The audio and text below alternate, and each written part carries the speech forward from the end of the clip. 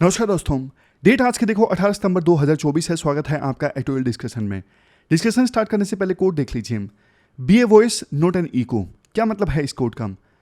B a voice का मतलब देखो ये है अपने खुद के विचार रखना, मतलब अपने ओरिजिनल आइडियाज दूसरों के सामने रखना, ना कि दूसरों के आइडियाज को दोहराना, ना कि दूसरों को ब्लाइंडली फॉलो करना। जब देखो हम चीज़ों को गहराई से समझते हैं ना, तब हमारे खुद के विचार होते हैं। जब हम किसी भी कंसेप्ट को, किसी भी इशू को सुपरफिशियली देखते हैं, तो जो ओपिनियन हमारे सामने प्रेजेंट कर दी जाती है ना, वही ओपिनियन हमारी हो जाती है। लेकिन देखो ये समाज के प्रोग्रेस के लिए अच्छी चीज़ नहीं है। समाज देखो तभी आगे बढ़ता है जब लोगों के अपने आइडियाज़ होते हैं और वो इस्टाब्लिश्ड आइडियाज़ को चैलेंज करते हैं। तो कोड काफ़ी ज़्यादा यूजफुल है, be a voice not an echo. आज देखो डिस्कशन की बात करें, आज टोटल 4 इश्यूज हम डिस्कस करेंगे। सबसे पहले आर्टिकल हम डिस्कस करेंगे बिजनेस स्टैंडर्ड का, एफडीआई से रिलेटेड। इंडिया में एफडीआई क्यों नहीं आ रही है? जब देखो ग्लोबल फर्म्स चाइना को छोड़ के जा रही हैं, बावजूद इसके इंडिया में एफडीआई क्यों नहीं आ रही हैं? अच्छा आर्टिकल है, डिटेल से डिस्कस करेंगे, पूरा कंसेप्ट आपका क्लियर हो जाएगा। दूसरा आर्टिकल आज हम डिस्कस करने जा रहे हैं, क्लाइमेट जस्टिस की हम बात करते हैं।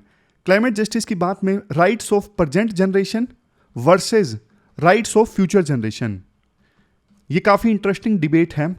और ये आर्टिकल कल का है, कल का द हिंदू का, कल हम नहीं डिस्कस कर सके थे, तो आज इसे लेंगे। Rights of present generation versus rights of future generation, interesting debate है, इंपॉर्टेंट भी है। तीसरा आर्टिकल मणिपुर से संबंधित, काफ़ी दिनों से मैं वेट कर रहा था कि मणिपुर से रिलेटेड कोई अच्छा आर्टिकल आए, क्योंकि मणिपुर में हाल ही में फिर से वायलेंस देखने को मिला है। तो अब हमारे एग्जाम पर्सपेक्टिव से इंपॉर्टेंट आर्टिकल आया है टाइम्स ऑफ इंडिया में, तो वहां से ये आर्टिकल हम उठाएंगे।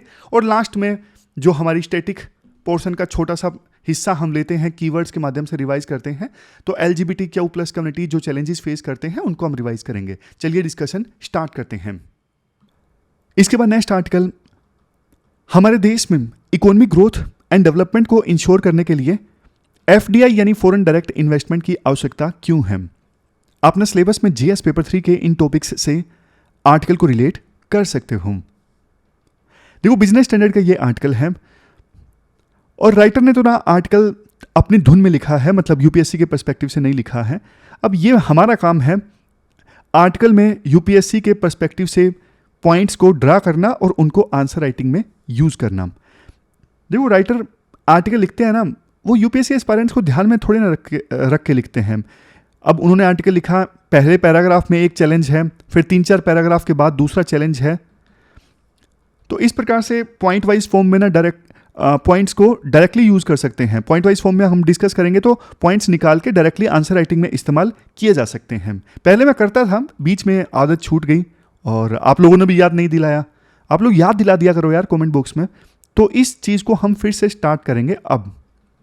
लेकिन हाँ, पॉइंट वाइज फॉर्म में ना आर्टिकल डिस्कस करने का एक नुकसान भी होता है, जो वैसे मैं होने नहीं दूंगा। नुकसान देखो ये होता है, जब हम पैराग्राफ वाइज फॉर्म में आर्टिकल डिस्कस करते हैं ना, तो फ्लो मेंटेन रहता है। लेकिन पॉइंट वाइज फॉर्म में भी हम आर्टिकल डिस्कस करेंगे तो फ्लो को टूटने नहीं देंगे, फ्लो वही रहेगा, लेकिन पॉइंट वाइज फॉर्म में डिस्कस करेंगे ताकि पॉइंट्स को आप डायरेक्टली आंसर राइटिंग में इस्तेमाल कर सको। इंट्रोडक्शन में देखो राइटर ये बोलते हैं, चाइना में ना 2013 से पहले ना सब कुछ सही चल रहा था। जब तक शी जिनपिंग राष्ट्रपति नहीं बने थे, चाइना पूरे वर्ल्ड का मैन्युफैक्चरिंग हब बन चुका था, ग्लोबल फैक्ट्री बन चुका था। दुनिया भर की फर्म्स चाइना में आ रही थी इन्वेस्टमेंट के लिए, क्योंकि सब कुछ सेट था वहां पे। मैन्युफैक्चरिंग के लिए इन्वेस्टमेंट, इंफ्रास्ट्रक्चर बढ़िया था, वेजेस सस्ते थे, स्किल्ड वर्कफोर्स थी, सप्लाई चेन अच्छी थी, सब कुछ वहां पे अवेलेबल था, एक्सपर्टीज थी। मतलब चाइना में ना मैन्युफैक्चरिंग का इकोसिस्टम जबरदस्त था। इसी वजह से चाइना में FDI आ रही थी। चाइना में वहाँ की GDP बहुत तेजी से इंक्रीज हो रही थी। चाइना में लोगों का पर कैपिटा इनकम तेजी से इंक्रीज हो रहा था। चाइना प्रोस्पेरिटी की तरफ आगे बढ़ रहा था। सब कुछ सही चल रहा था जब तक शी जिनपिंग राष्ट्रपति नहीं बने थे। लेकिन जैसे ही ये राष्ट्रपति बनते हैं ना, इन्होंने देखो बनाए बनाए मॉडल को बिगाड़ दिया। इन्होंने क्या किया, पावर को ना अपने हाथों में सेंट्रलाइज करना स्टार्ट कर दिया। इन्होंने कम्युनिस्ट पार्टी पे अपना कंट्रोल इस्टेब्लिश कर लिया जबरदस्त ढंग से। 2018 में इन्होंने कंडीशन चेंज कर ली, मतलब पहले कोई पर्सन सिर्फ 2 बार राष्ट्रपति बन सकता था, तो इन्होंने वो कंडीशन चेंज कर दी। अब तो देखो ताउम्र शी जिनपिंग राष्ट्रपति बने रह सकते हैं।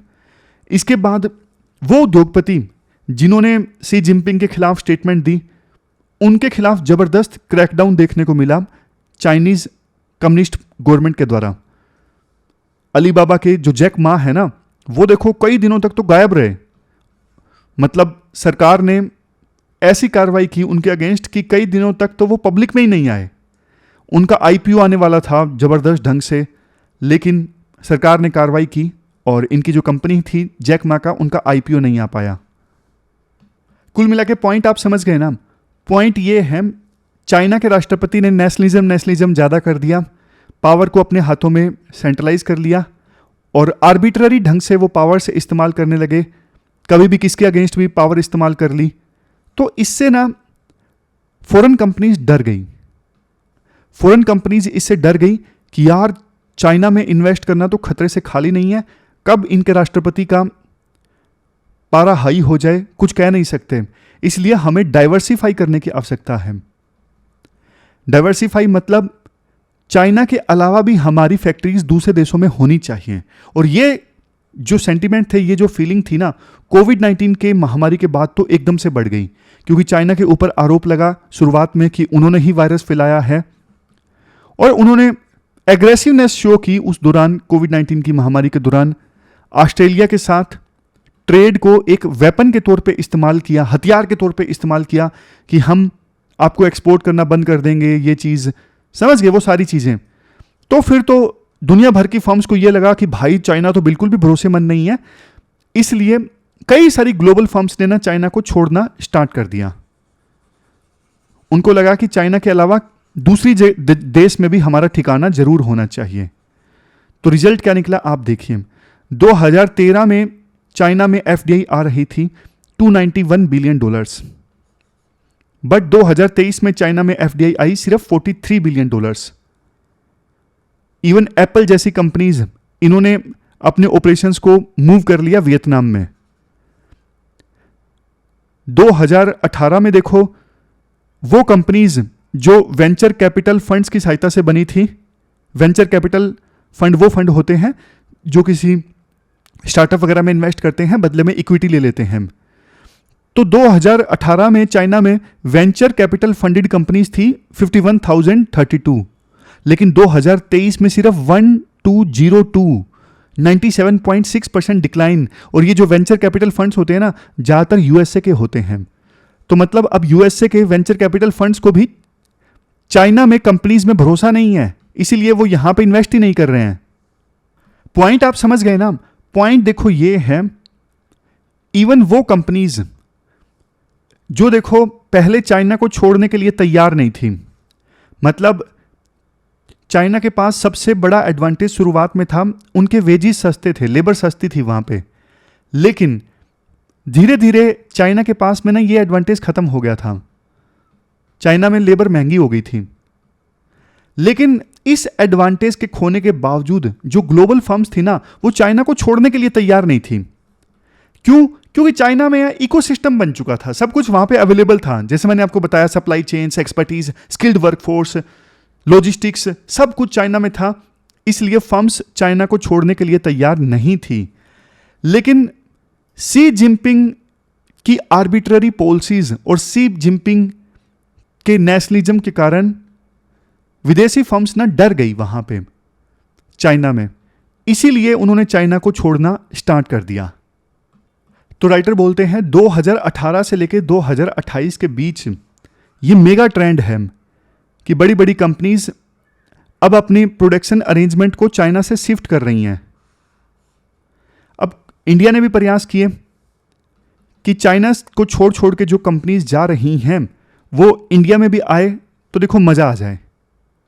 बट देखो इंडिया का कंपटीशन है इस मामले में वियतनाम, थाईलैंड, इन देशों के साथ में, इंडोनेशिया, इन देशों के साथ में। अभी वैसे देखो डेटा मैं आपको बताता हूं कितना फायदा इंडिया को हुआ है। क्या ये जो ट्रेंड चल रहा है अभी 2028 तक रहेगा कि बड़ी बड़ी कंपनी चाइना को छोड़ के जा रही हैं, क्या उसका फायदा इंडिया को हुआ? इसका आंसर बिग नो है, नहीं हुआ। इंडिया का लक्ष्य देखो बेशक जरूर है कि अभी एफडीआई $26 बिलियन है, तो इसे 10 गुना बढ़ा के $260 बिलियन करना है। बट देखो जब से ये ट्रेंड चला है ना, कंपनीज चाइना को छोड़ के जा रही हैं, इंडिया को कुछ खास फायदा हुआ नहीं है। यहां पर देखो 2013 से लेकर 2024 के बीच में नेट एफडीआई की ग्रोथ इंडिया में -1.5% है, माइनस में। यहां पे हम नेट एफडीआई की बात कर रहे हैं।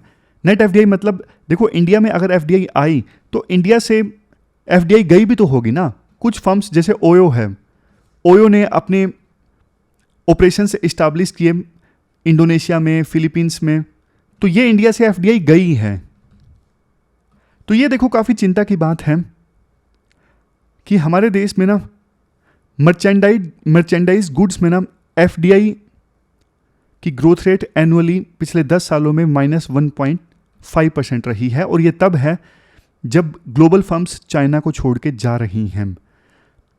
सर्विस सेक्टर में ग्रोथ बेशक अच्छी देखने को मिली है। यहां पे देखो सर्विस एक्सपोर्ट ग्रोथ, देखो बड़ी बड़ी कंपनीज है ना जैसे अमेजोन, माइक्रोसॉफ्ट, ये इंडिया में अपना ग्लोबल कैपेबिलिटी सेंटर इस्टेब्लिश करती हैं। ग्लोबल कैपेबिलिटी सेंटर मतलब जैसे माइक्रोसॉफ्ट ने ना इंडिया में एक कंपनी इस्टेब्लिश कर दी, एबीसी कंपनी क्या करती है, माइक्रोसॉफ्ट को ना आईटी सर्विसेज प्रोवाइड करती है, या फिर फाइनेंशियल सर्विसेज प्रोवाइड करती है, या फिर लीगल सर्विस प्रोवाइड करती है। आप बोलोगे सर माइक्रोसॉफ्ट को इंडिया में ऐसी कंपनी इस्टेब्लिश करने की क्या आवश्यकता जो माइक्रोसॉफ्ट को ही ये सर्विसेज प्रोवाइड करे? सीधी सी बात है ना, इंडिया में लेबर सस्ता है। जो काम माइक्रोसॉफ्ट वहां पे 2 लाख रुपए में करवाता है, वो काम माइक्रोसॉफ्ट यहां पे 20,000 में करवा लेता है। इस वजह से ये बड़ी बड़ी कंपनीज इंडिया में ग्लोबल कैपेबिलिटी सेंटर इस्टेब्लिश करती हैं। तो इस वजह से अगर बाहर की कोई कंपनी आके हमारे देश में ग्लोबल कैपेबिलिटी सेंटर इस्टेब्लिश करेगी और वो सेंटर फिर विदेशी कंपनीज को सर्विस प्रोवाइड करेगा, तो ये एक प्रकार से ना सर्विस का एक्सपोर्ट है, सर्विस का ये एक्सपोर्ट है। अब देखो सर्विस के एक्सपोर्ट में ग्रोथ जरूर देखने को मिला है। यहां पे देखो आंकड़ा भी है 8.45% कंपाउंड ग्रोथ है पिछले 10 सालों में। हमारी टीसीएस जैसी कंपनीज जो हैं उनको भी काम मिल रहा है, तो ये भी अच्छी बात है। इसने भी कंट्रीब्यूट किया है सर्विस एक्सपोर्ट ग्रोथ में। अच्छा, एक क्वेश्चन वैसे आपसे पूछ लूं कि एफडीआई की आखिरकार आवश्यकता ही क्यों है? एफडीआई हम कर तो रहे हैं, फॉरेन डायरेक्ट इन्वेस्टमेंट। जब कोई विदेशी नागरिक या फिर विदेशी कंपनी भारत में इन्वेस्ट करती है, लॉन्ग टर्म के लिए इन्वेस्ट करती है, या तो ब्राउन फील्ड या फिर ग्रीन फील्ड। ग्रीन फील्ड मतलब खुद से ही वो बिजनेस इस्टेब्लिश कर रही है लैंड लेके, वो हुई green field investment. Brown field investment मतलब ऑलरेडी कोई बिजनेस चल रहा था और उसमें स्टेक परचेज कर लिया विदेशी कंपनी ने, ये हुई ब्राउन फील्ड इन्वेस्टमेंट। तो ये एफडीआई की आवश्यकता ही क्यों है? देश में फायदा क्या होता है? एफडीआई के देखो बहुत फायदे होते हैं। जब कोई विदेशी कंपनी भारत में आएगी तो एडवांस्ड नॉलेज और एडवांस्ड टेक्नोलॉजी लेके आएगी। फॉर एग्जांपल BMW जब आया तो ऑटोमोबाइल मैन्युफैक्चरिंग टेक्निक भारत लेके आया, प्रोडक्टिविटी में इंप्रूवमेंट होती है। अब विदेशी कंपनी भारत में आती है ना, तो वो बताती हैं कि लेबर को ऐसे मैक्सिमम यूटिलाइज करना है, कैपिटल को ऐसे यूज करना है, प्रोडक्टिविटी स्टैंडर्ड इंक्रीज होते हैं।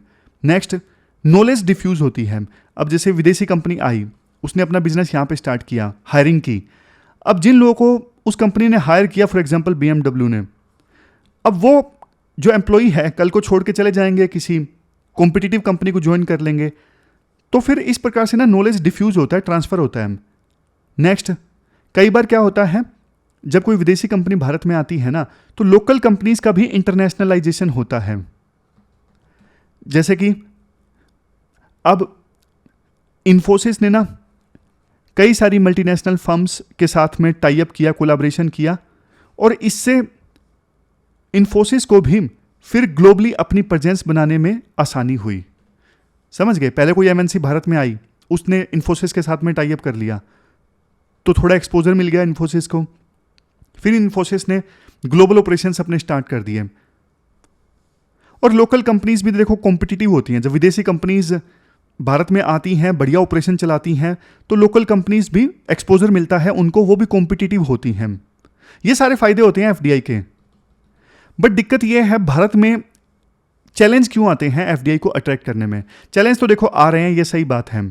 अभी तक सरकार की पॉलिसी यही रही है कि इंफ्रास्ट्रक्चर इंप्रूव कर दो तो एफडीआई आ जाएगी।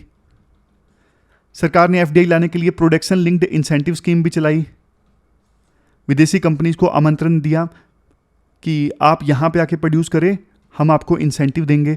बट एक बात बताओ, सरकार टैक्स पेयर का पैसा इस्तेमाल करती है, मुश्किल से सरकार के पास में रेवेन्यू आता है, बहुत कम लोग इंडिया में टैक्स देते हैं, तो उस पैसे का इस्तेमाल करना एफडीआई लाने के लिए, क्योंकि इंसेंटिव सरकार देगी तभी एफडीआई आती है ना, तो क्या ये उचित है?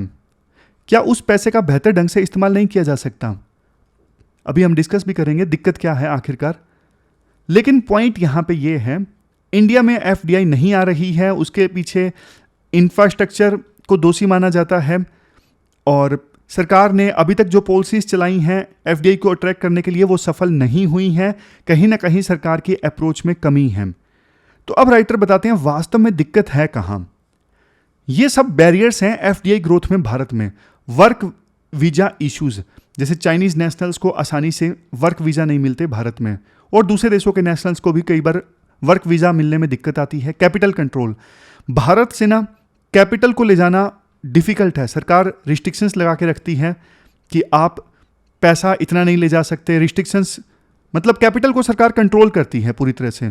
प्रोटेक्शनिज्म, सरकार डोमेस्टिक फर्म्स को ज़्यादा प्रमोट करती है, और बाहर से माल इंपोर्ट करने पे सरकार टैरिफ लगा के रखती है। Next, tax policy and administration problems, जैसे वोडाफोन का केस है। वोडाफोन में ना सरकार ने रिट्रोस्पेक्टिव टैक्स लगा दिया था। भारत सरकार पे आरोप ये लगता है कि ये कभी भी टैक्स चेंज कर देते हैं, रिलायबल नहीं है। नेक्स्ट, रेगुलेटरी इश्यूज, हमारे देश में जो रेगुलेटरी बॉडीज है ना, जैसे ट्राई है, कई बार ये भी अपना आर्बिट्ररी पावर इस्तेमाल करती हैं, और कई रेगुलेटरी बॉडीज हैं आपस में ना कई बार फंक्शंस उनके सेम है, तो अनसर्टेनिटी रहती है, फंक्शंस ओवरलैप करते हैं अलग अलग रेगुलेटरी बॉडीज के। नेक्स्ट है इकोनॉमिक नेशनलिज्म, जैसे सरकार ने आत्मनिर्भर भारत पॉलिसी लॉन्च की। अब इससे ना जो विदेशी कंपनीज हैं उनको डिस्करेजमेंट मिलता है, वो डिमोटिवेट होती हैं कि यार भारत में आएंगे वो हमें जगह ही नहीं देंगे, वो तो आत्मनिर्भर भारत पे ज़्यादा फोकस कर रहे हैं, तो हमारी वहाँ पे जगह नहीं है। नेक्स्ट, सेंट्रल प्लानिंग, हमारे देश में ना सब कुछ जैसे सेंट्रल गवर्नमेंट के हाथ में होता है, और उसमें भी 2-3 डिपार्टमेंट है, 2-3 मिनिस्ट्री हैं जो सारे फैसले लेती हैं, जबकि देखो स्टेट गवर्नमेंट के पास में पावर होनी चाहिए, लोकल बॉडीज़ के पास में पावर होनी चाहिए, ताकि जो एफडीआई आए तो वो लोकल लेवल पे अपना काम करवा सके, हर चीज़ के लिए उन्हें सेंटर के पास में ना आना पड़े। Next, lack of rule of law. Rule of law मतलब जैसे कॉन्ट्रैक्ट साइन कर लिया इंडियन कंपनी के साथ किसी विदेशी कंपनी ने, अब कल को कॉन्ट्रैक्ट से वो मुकर गया इंडियन कंपनी, तो कोर्ट में ना इन्फोर्समेंट में बहुत समय लग जाता है, केसेस पेंडिंग रहते हैं, और इस वजह से विदेशी कंपनी को फिर बहुत नुकसान हो जाता है। Next, technical standards and monopolies interfering with globalization, हमारे देश में देखो कई सारे सेक्टर्स में तो मोनोपोली है, कई जगह पे सरकार की मोनोपोली है। चलो वो तो अब सरकार धीरे धीरे एलपीजी रिफॉर्म्स के बाद छोड़ रही है, बट देखो टेक्निकल स्टैंडर्ड्स की बात भी है, जैसे टेलीकॉम स्टैंडर्ड्स हमारे देश में अलग है ग्लोबल स्टैंडर्ड से, तो यहाँ पे दिक्कत आती है फिर इन्वेस्टमेंट में। Next, limited recourse to courts, ये तो पॉइंट हमने डिस्कस कर लिया। इंटेलेक्चुअल प्रॉपर्टी थेफ्ट, विदेशी कंपनीज ये आरोप लगाती हैं कि इंडिया में ना इंटेलेक्चुअल प्रॉपर्टी राइट्स सुरक्षित नहीं रहते, तो ये सारे बैरियर हैं जिसकी वजह से हमारे देश में एफडीआई कम आती है। अब देखो सरकार अगर इन सब बैरियर्स को दूर करे ना तो इसकी कॉस्ट ज़्यादा नहीं है, बजाय प्रोडक्शन लिंक्ड इंसेंटिव स्कीम को चलाने में सरकार को ज़्यादा कॉस्ट आ रही है, ज़्यादा खर्चा आ रहा है। लेकिन ये छोटे छोटे बैरियर अगर सरकार दूर करे तो फिर आसानी से इकोसिस्टम हमारे देश में बनाया जा सकता है एफडीआई को अट्रैक्ट करने का। तो हमें ना जो कैपेबल रिसर्च ऑर्गेनाइजेशंस हैं उनमें इन्वेस्ट करने की आवश्यकता है, ताकि वो पॉलिसी मेकिंग में हेल्प करें, वो सरकार को अच्छे अच्छे आइडियाज़ दें। अभी ना सरकार के पास आइडियाज़ की काफ़ी कमी रहती है। इकोनॉमिक रिफॉर्म्स के लिए बेटर प्रोसेस होनी चाहिए, जैसे लैंड एक्विजिशन लॉज को और ज़्यादा सिंप्लीफाई किया जा सकता है। ये देखो पॉइंट है भी सही। Infusion of ideas into government implementation teams. Government के जो इंप्लीमेंटेशन टीम्स है ना, उनके पास नए आइडियाज़ की काफ़ी कमी रहती है। अब हमारा मुकाबला है वियतनाम, थाईलैंड जैसे डेवलपिंग कंट्रीज़ के साथ। वो डायनामिक कंट्रीज़ हैं, थोड़े डेस्परेट हैं एफडीआई के लिए। हमारी ब्यूरोक्रेसी स्लो है, इस वजह से हम पिछड़ जाते हैं। तो इस वजह से देखो जो भी चोक पॉइंट्स है ना, जैसे ब्यूरोक्रेटिक रेड टेपिज्म है, फाइलें इधर से उधर पड़ी रहती हैं, फैसले नहीं लिए जाते। मैं आपको एक सिंपल सा उदाहरण देता हूं। एक हम जीएसटी की बात तो करते हैं, जीएसटी नंबर लेने में इतनी धांधलेबाजी होती है हमारे देश में, और बहुत टाइम लग जाता है। एक महीने का वक्त लग जाता है जीएसटी नंबर लेने में। पहली बार में तो वो प्रोसेस जानबूझ के किसी छोटे मोटे रीजन के कारण रिजेक्ट कर देते हैं, ये बोल के कि ये कमी है, और जानबूझ के करते हैं। वो अटकाते इसलिए हैं कि सामने वाला पैसा ऑफर करेगा। तो ये दिक्कतें हैं हमारे देश में, इनको एड्रेस करने की आवश्यकता है। तो ये पूरा आर्टिकल हमने डिस्कस किया एफडीआई से संबंधित। चलते हैं आगे। इसके बाद नेक्स्ट आर्टिकल देखो, काफ़ी इंटरेस्टिंग है, क्लाइमेट जस्टिस से संबंधित है, लेकिन फोकस ना प्रेजेंट जनरेशन के राइट्स वर्सेस फ्यूचर जनरेशन के राइट्स है, दोनों के बीच में फाइट से संबंधित है। आप सिलेबस में जीएस पेपर 3 के इन टॉपिक से और इवन एथिक्स से भी इस आर्टिकल को रिलेट कर सकते हो। तो देखो हम इस प्रकार से नहीं डिस्कस करेंगे इस आर्टिकल को, इंपॉर्टेंट पॉइंट्स ड्रा करेंगे, और ताकि आप आंसर राइटिंग में उन पॉइंट्स को डायरेक्टली यूज कर सको। कोर क्या है डिबेट का? कोर में आपको बताऊं उससे पहले थोड़ा सा कंटेक्स्ट बता देता हूं। देखो 22 और 23 सितंबर को ना यूनाइटेड नेशंस में न्यूयॉर्क में एक समिट ऑर्गेनाइज होगा जिसका नाम है summit of the future. Summit of the future में क्या होगा, रास्ते ढूंढे जाएंगे कि वो चीज़ें, वो प्रॉब्लम्स जो देखो जो ह्यूमैनिटी का कॉमन फ्यूचर है ना उसको खतरे में डाल रही हैं, उन प्रॉब्लम्स का सॉल्यूशन कैसे फाइंड आउट किया जाए। प्रॉब्लम्स जैसे देखो पोल्यूशन है, प्रॉब्लम्स जैसे क्लाइमेट चेंज है, पेंडेमिक है, ये वो प्रॉब्लम्स हैं जिनकी वजह से देखो ह्यूमैनिटी का जो कॉमन फ्यूचर है ना वही खतरे में आ जाता है। तो क्या सॉल्यूशन फाइंड आउट किया जाए, क्या रास्ता अपनाया जाए, तो ये सब डिस्कस करने के लिए summit of the future organize हो रहा है 22 और 23 सितंबर को यूएन में। देखो कंटेक्स्ट भी जरूरी है, मतलब अभी ना एक टर्म आपने शायद सुनी होगी, अर्थ ओवरशूट डे। अर्थ ओवरशूट डे का मतलब ये होता है, देखो हम अर्थ के रिसोर्सेज का इस्तेमाल करते हैं और अर्थ उन रिसोर्सेज को फिर से रीजनरेट करती है, बट दिक्कत ये है हम इतनी तेजी से रिसोर्सेज को एक्सप्लॉइट कर रहे हैं, उतनी तेजी से अर्थ उन रिसोर्सेज को रीजनरेट नहीं कर पा रही है, ये दिक्कत है। तो अर्थ ओवरशूट डे का मतलब ये होता है, जैसे इस बार अर्थ ओवरशूट डे 1 अगस्त को है फॉर एग्जांपल, मतलब 1 जनवरी से हमने रिसोर्सेज को यूज करना स्टार्ट किया, 1 अगस्त आते आते जितने रिसोर्सेज तक को हमने यूज कर लिया ना, सिर्फ उतने रिसोर्सेज को अर्थ रीजनरेट कर पाएगी, और उससे ज़्यादा साल के बचे हुए समय में हम जो रिसोर्सेज यूज कर रहे हैं, कंज्यूम कर रहे हैं, अर्थ उनको रीजनरेट कर ही नहीं पाएगी। तो ये टर्म होती है अर्थ ओवरशूट डे, मतलब जितना रिसोर्सेज हम कंज्यूम कर रहे हैं उतना अर्थ रीजनरेट नहीं कर पा रही है। हर साल ये अर्थ ओवरशूट डे जो है वो कम होता जा रहा है। जैसे आप यहां पर देखो 1975 में अर्थ ओवरशूट डे 30 नवंबर को आता था, मतलब 30 नवंबर तक जितने रिसोर्सेज हम साल में कंज्यूम करते उतने तो अर्थ रीजनरेट कर पाती, लास्ट के 1 महीने में जितने कंज्यूम करते उतना नहीं कर पाती। लेकिन धीरे धीरे ये डेट ना कम होती जा रही है। 2023 में ये 2 अगस्त थी और 2024 में अब 1 अगस्त है, 25 में ये और कम हो जाएगी।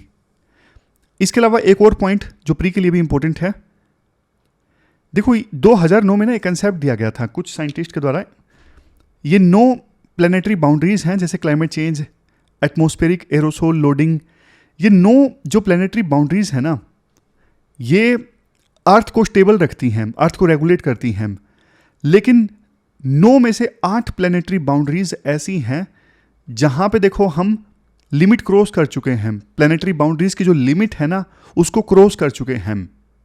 बाउंड्रीज को क्रॉस करने का मतलब ये है कि ह्यूमन एक्टिविटीज़ की वजह से अब सिचुएशन ये आ गई है कि अर्थ इन एरियाज में ना अपने सेफ ऑपरेटिंग स्पेस में नहीं है। सेफ ऑपरेटिंग स्पेस में ना होने का मतलब ये है कि अब इन बाउंड्रीज में ना एब्रप्ट चेंजेस देखने को मिल सकते हैं, क्योंकि हमने इतनी ज़्यादा एक्टिविटीज़ कर दी हैं कि वो स्टेबिलिटी ख़त्म हो गई है। अब एब्रप्ट चेंजेस देखने को मिलेंगे। सिंपल भाषा में बोलूं तो ये बोलना चाहते हैं कि इन 8 बाउंड्रीज में तबाही देखने को मिल सकती है। तो ये तो देखो कंटेक्स्ट है।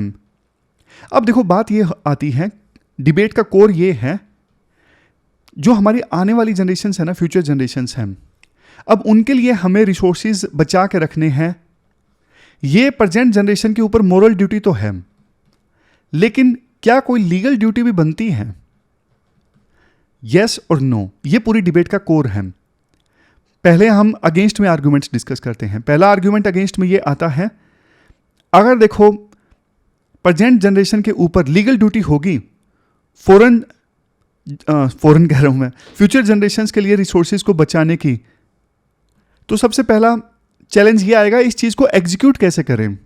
एग्जीक्यूशन में दिक्कत आएगी, कोई क्लैरिटी नहीं है इस चीज़ को कैसे एग्जीक्यूट करें। दूसरा देखो, फ्यूचर जनरेशन्स की बात करेंगे तो फिर देखो प्रेजेंट जनरेशन के लिए रिसोर्सेज को डाइवर्ट किया जा सकता है। अभी प्रेजेंट जनरेशन इतने चैलेंजेस फेस कर रही है, गरीबी फेस कर रही है, अगर हम फ्यूचर जनरेशन की बात करेंगे तो प्रेजेंट जनरेशन के ऊपर से तो ध्यान ही हट जाएगा ना। दूसरा और तीसरा पॉइंट काइंड ऑफ लिंक्ड है। तीसरे पॉइंट में यह कहा जाता है कि सरकार को ना अभी की जो जनरेशन है ना उनकी प्रायोरिटीज, उनकी जो आवश्यकताएं हैं ना उनको ज़्यादा प्रायोरिटाइज करना चाहिए। चौथा पॉइंट फिर ये है, ऐसे तो देखो ये आर्गुमेंट भी दिया जा सकता है कि अभी हम रैपिड इंडस्ट्रियलाइजेशन कर रहे हैं और इसका फ़ायदा फ्यूचर जनरेशन को होगा, उन्हीं के लिए कर रहे हैं, उनको तो टेक्नोलॉजी चाहिए ना, हम ज़्यादा टेक्नोलॉजी डेवलप कर रहे हैं तो आने वाली जनरेशन की लाइफ ज़्यादा आसान होगी। ऐसे तो ये आर्गुमेंट भी दिया जा सकता है। ये सारे आर्गुमेंट्स प्रेजेंट जनरेशन के पक्ष में। अब फ्यूचर जनरेशन के पक्ष में आर्गुमेंट्स डिस्कस करते हैं। पहला आर्गुमेंट, जब देखो हम फ्यूचर जनरेशन्स की बात करते हैं ना तो इससे विभिन्न देशों को मोटिवेशन मिलता है कि लीगल फ्रेमवर्क वो बनाए लॉन्ग टर्म इन्वायरमेंट सस्टेनेबिलिटी के लिए, मतलब लॉन्ग टर्म में इन्वायरमेंट को कंजर्व करने के लिए, सस्टेनेबल बना के रखने के लिए लीगल फ्रेमवर्क वो बनाए। ऐसा मोटिवेशन उनको मिलता है जब फ्यूचर जनरेशन की बात होती है। दूसरा पॉइंट देखो, फ्यूचर जनरेशन के राइट्स की बात करने से ना इंटरनेशनल एग्रीमेंट साइन हो सकते हैं क्लाइमेट एक्शन पे, तो ये फायदा होता है। मतलब फ्यूचर जनरेशन बोलने से इंटरनेशनल एग्रीमेंट कई बार साइन हो जाते हैं प्रेशर के चलते। नेक्स्ट पॉइंट, इवन देखो बहुत सारी जो इंडिजिनस कम्युनिटीज़ है ना, फॉर एग्जांपल ट्राइबल कम्युनिटीज़ हैं, वो भी देखो इस बात की वकालत करती आई हैं, वो भी इस प्रकार से रहती हैं कि आने वाली जो जनरेशन्स है ना इंडिजिनस कम्युनिटीज़ की, उनको नॉलेज दी जाए, उनके लिए छोड़ा जाए, वो इस प्रकार से उनका रहन सहन होता है। तो जैसे इंडिजिनस कम्युनिटीज़ रहती हैं, हमें भी उस सोच के साथ आने वाली जनरेशन्स के लिए छोड़ के जाना चाहिए। नेक्स्ट पॉइंट देखो, काफ़ी सारी लो और मिडिल इनकम कंट्रीज़ हैं जिन्होंने लीगल फ्रेमवर्क बनाया है फ्यूचर जनरेशन्स के लिए इन्वायरमेंट प्रोटेक्शन का। जैसे कोलंबिया है, कोलंबिया ने ना लीगली फ्यूचर जनरेशन्स के राइट्स को रिकॉग्नाइज किया है। तो बाकी देशों को भी कोलंबिया जैसे देशों को फॉलो करना चाहिए, बाकी देशों को भी लीगल फ्रेमवर्क बनाना चाहिए फ्यूचर जनरेशन्स के लिए। अब बात आती है सॉल्यूशन क्या हो सकता है। सबसे पहले तो देखो हमें यह रिकॉग्नाइज करने की आवश्यकता है कि ह्यूमन राइट्स सबके लिए हैं, ना सिर्फ प्रेजेंट जनरेशन के लिए हैं बल्कि उन लोगों के लिए भी हैं जिनका अभी जन्म नहीं हुआ है। हमें सबसे पहले ये स्वीकार करना होगा, हमें यह स्वीकार करना होगा आज जो इन्वायरमेंट को नुकसान पहुंच रहा है उसका असर ना सिर्फ प्रेजेंट जनरेशन पे होगा बल्कि फ्यूचर जनरेशन पे भी होगा।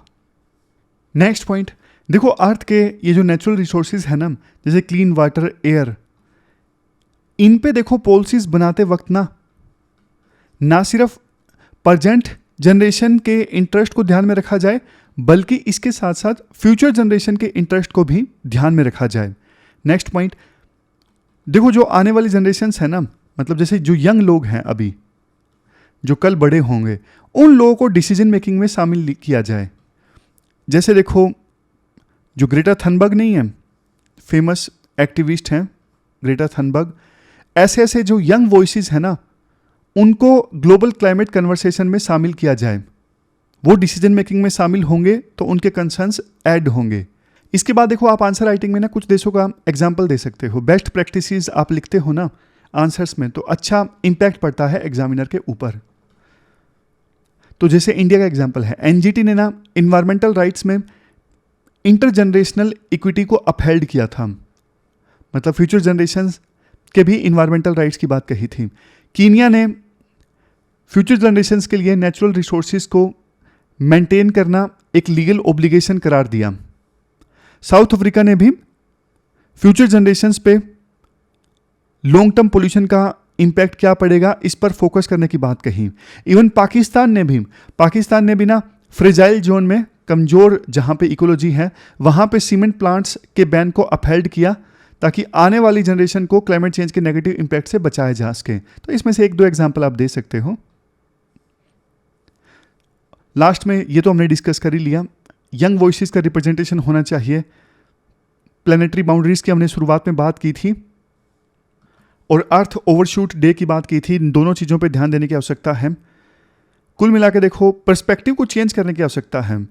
हमें इन्वायरमेंटली डिस्ट्रक्टिव डेवलपमेंट पाथ से दूर जाने की आवश्यकता है, मतलब ऐसा डेवलपमेंट पाथ जिससे इन्वायरमेंट को नुकसान पहुंचे, उससे हमें दूर जाने की आवश्यकता है।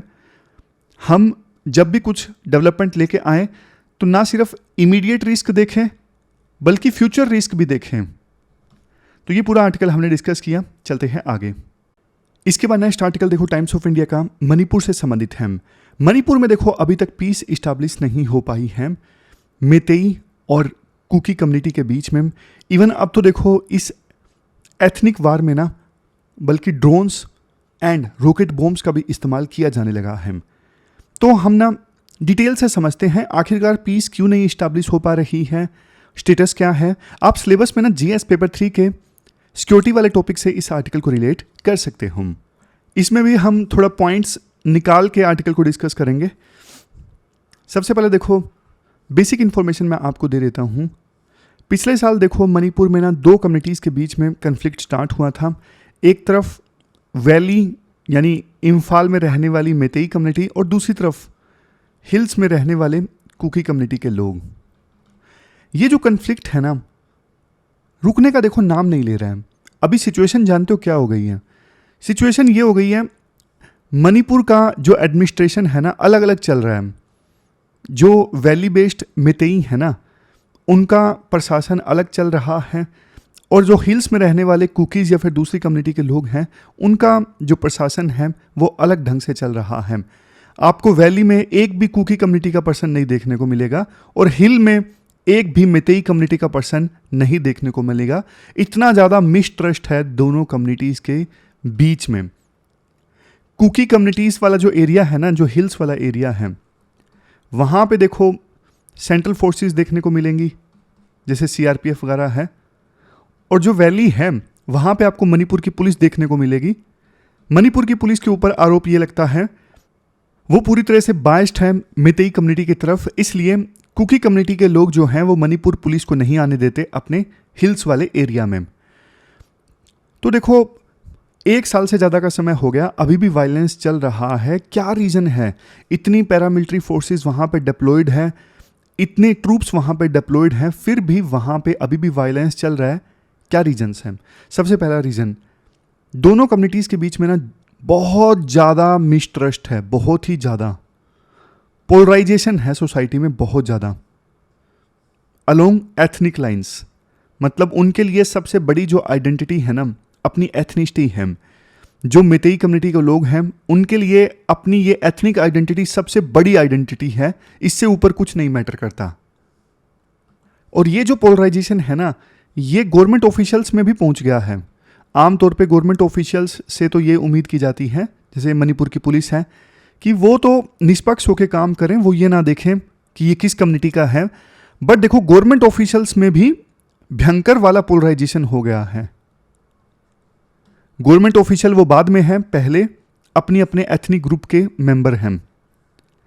फिर दूसरा रीजन देखो ये है वेपन्स की अवेलेबिलिटी।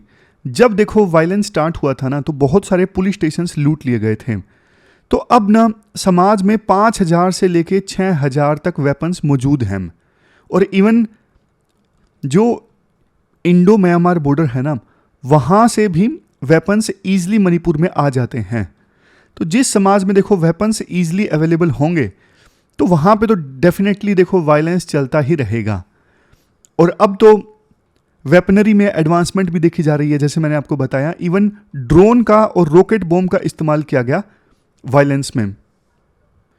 फिर नेक्स्ट पॉइंट ये है कंटिन्यूड वायलेंस का मिस इन्फॉर्मेशन।